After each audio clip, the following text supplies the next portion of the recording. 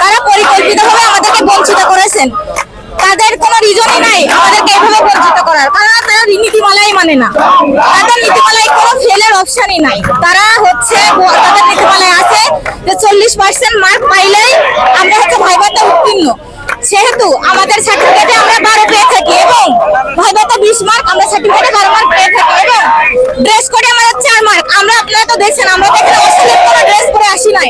আমরা যথার্থ মার্জিতভাবে ভাইভাতে উত্তীর্ণ হয়ে মানে যেভাবে ভাইভাতে বসতে আমরা সেভাবেই কিন্তু গেছিলাম। তখন সেহেতু আমাদের ড্রেস কোডে অবশ্যই 4 মার্ক থাকে, তাহলে আমরা 16 মার্ক পাই। এবং ভাইভাতে যদি আমরা এক্সট্রা কোশ্চেনের উত্তর নাও দিতে পারি তবুও তো আমরা 16 মার্ক যেহেতু পাই, অবশ্যই আমাদেরকে সনদ দিতে হবে। তারা রিটার্ন মার্কের উপর ভিত্তি করে সনদ দিয়েছে, তাহলে আমাদেরকে কেন সনদ দেওয়া হচ্ছে না? তারা একটা ভুল মনিটর তৈরি করেছে। তারা দীর্ঘ পরিকল্পিতভাবে তাদেরকে বলা হয়েছে যে দ্রুত সময়ে আমাদেরকে ভাইবা নেওয়া, কিন্তু তারা 7 মাস ধরে আমাদেরকে ভাইবা নিয়েছে, যেটা হচ্ছে সম্পূর্ণ অযৌক্তিক। এত লং টাইম ধরে কেন আমাদেরকে ভাইবা নেওয়া হয়েছে? এখন আমাদেরকে এইভাবে বঞ্চিত করছে 21,000 প্রার্থী।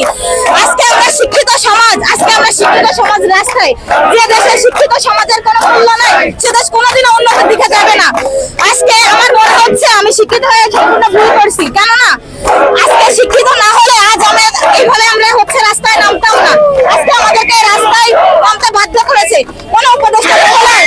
কেউ কি দেখতেছে না যে হচ্ছে আমরা এই যে লাগাতার আন্দোলন নিয়ে আসতে আজকে গত 15 তারিখ থেকে আমরা এই আন্দোলন চালিয়ে যাচ্ছি, কারণ কি নড়তেছে না? কেন নড়তেছে না? আমরা শান্তি